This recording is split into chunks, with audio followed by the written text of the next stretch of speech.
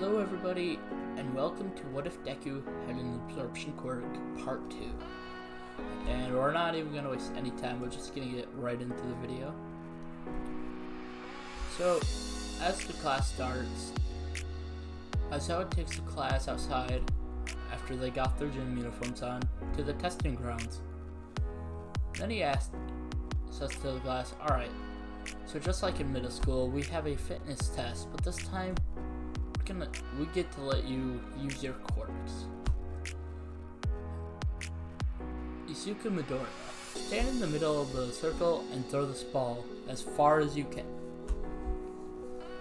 Deku agrees and stands in the circle and is about to throw the ball, but with his left hand he points his palm to the ground. And the grass within a 30-foot radius starts to dry up as he absorbs the energy from the living plants around. And then he throws the ball, getting 150 meters. Not too much, but remember, it's just plants he absorbed.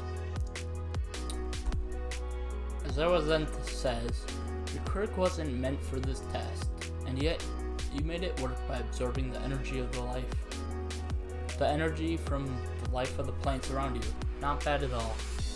The rest of the class starts saying how fun this will be. Fun?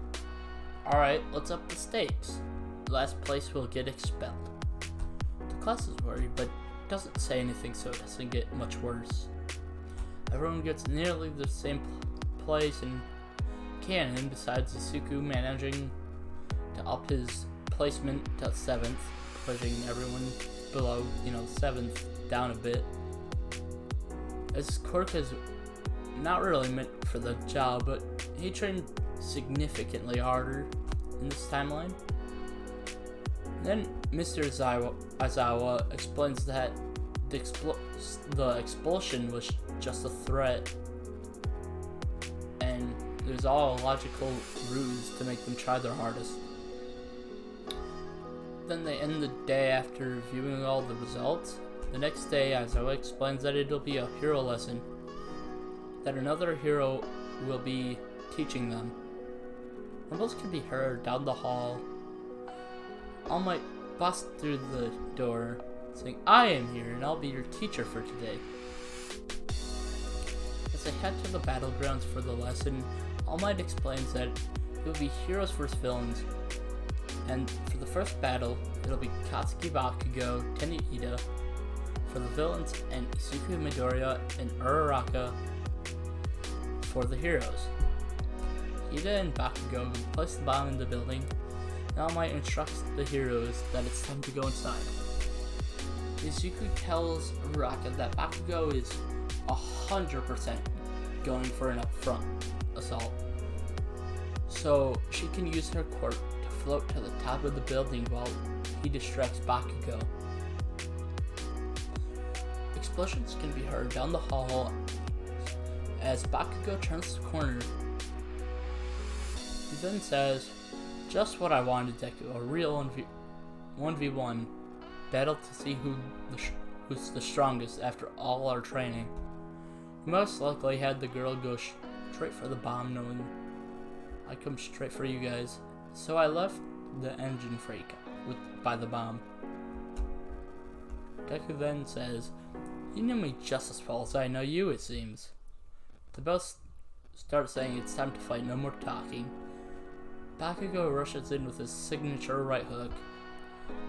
Deku, knowing it's Bakugo, ducks under his arm, grabbing him by the shirt, absorbing most of his energy. Bakugo knees Deku in the stomach and uses blast to back up, putting some distance between the two. Deku using explosions to rush at Bakugo, but then Bakugo prepares his gauntlets.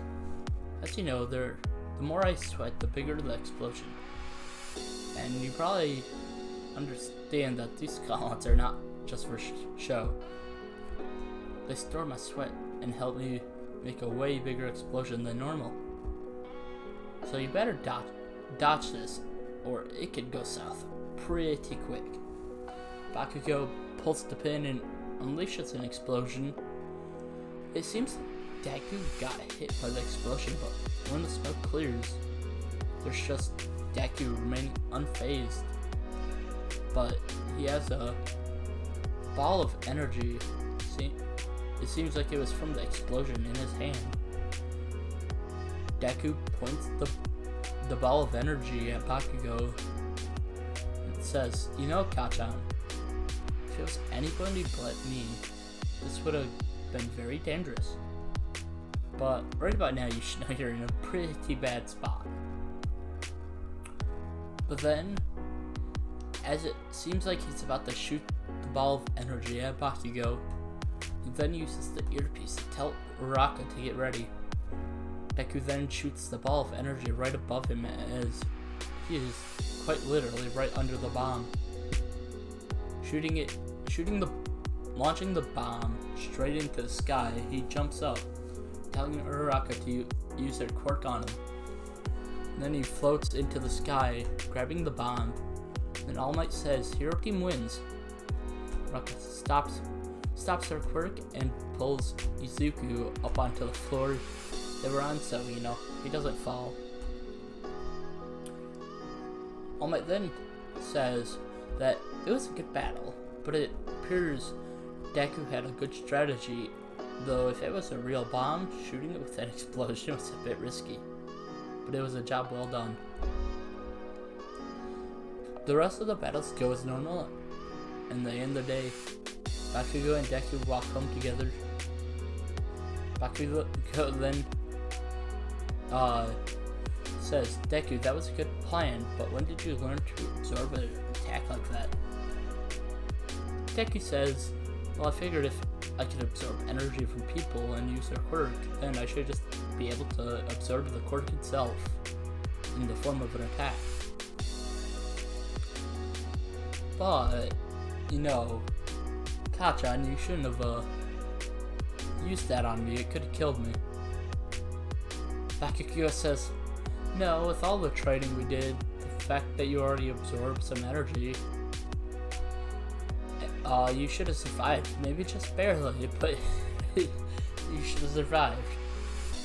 Deku teasingly says, "Yeah, but considering it was a pretty weak effort."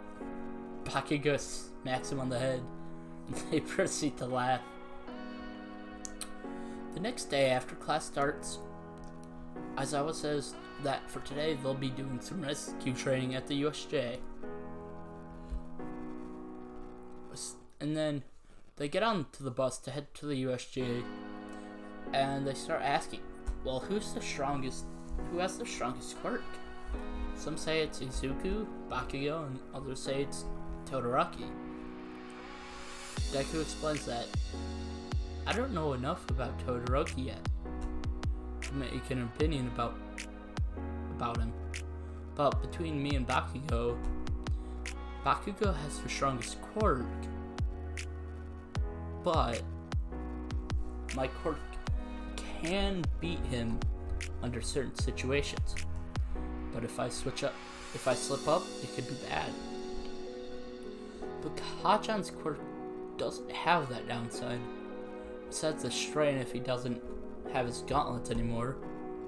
Most of them agree, but then Deku also says, "But Todoroki seems pretty strong from the looks of it. I don't know who would win if it was me or Bakugo fighting him. But it does seem like he has a limit on his ice. So I think it's all based off situations." They all agree, and then they arrive at the USJ. They get off the bus and are about to walk outside. Izuku pulls Aizawa to the side with clear concern. Aizawa asks, "What's the problem?" And Deku just says, "You know how I can absorb energy? Well, I could feel there's life energy around me to absorb." Aizawa says, "Get to the point." Then Deku says, "Is there supposed to be about 100 life energy things with life energy in there?" And then Aizawa just says, no. Deku said, I assume so.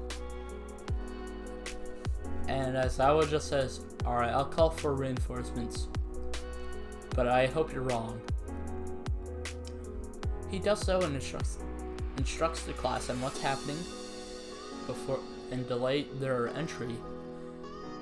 And says that they're gonna just walk in a few minutes before reinforcements should arrive, acting like everything's normal.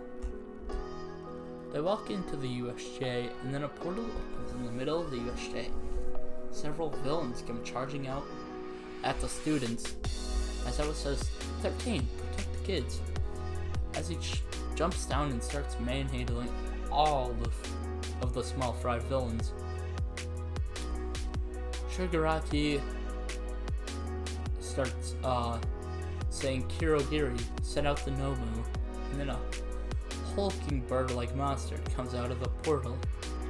Nomu, kill him, as he points at Aizawa. The Nomu easily sends Aizawa flying, then charges at him, grabbing his head and just starts bashing him into the ground. Deku, without hesitation, charges in and grabs the Nomu. Aizawa was gonna ask, what are you doing? But then Deku starts absorbing some of the Nomu's energy before he gets swatted away. The Nomu now charges at Izuku. Izuku tries to put up a fight, but he doesn't have enough time to absorb enough energy. Nothing close to even putting up any resistance at all, pushing Izuku to the brink of death. But then an idea pops into his head. And then he just says, well, here goes nothing. If I fail, I die anyways. Deku, as he's on the ground, pinned by the Nomu, grabs the Nomu and absorbs it completely. Nothing is left behind of the Nomu, and Deku is fully healed. He gets up way stronger than before, but this time it's different. This time it seems permanent. Deku, realizing what situation they're in, dashes at Shigaraki, punching him, making him flying towards the staircase. Then grabbing the metal vessel of Kirogiri, throwing it to Bakugo, telling him to pin it down to the ground. Bakugo just goes, sure. Shigaraki tries to stand up, realizing the predicament he's in, but Deku just smashes his head into the ground and then restrains him by holding his hands behind his back. All Might starts barging through the door, saying, no need to fear because I am here?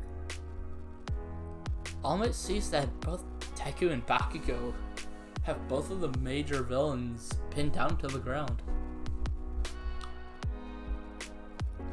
So he just congratulates them and then goes to help Aizawa up. All the rest of the heroes arrive, seeing that it was already taken care of, resting Shigaraki and Kirogiri. And the rest of the villains, they go back to school and told that they have the next 3 days off, and that the sports festival is about to begin. So after they're back to health, they should probably start to prepare. And I know that was a lot to take in, but that is the end part 2. So if you like the video, please like, subscribe, and share with all your friends. And I'll see you on part 3. Bye.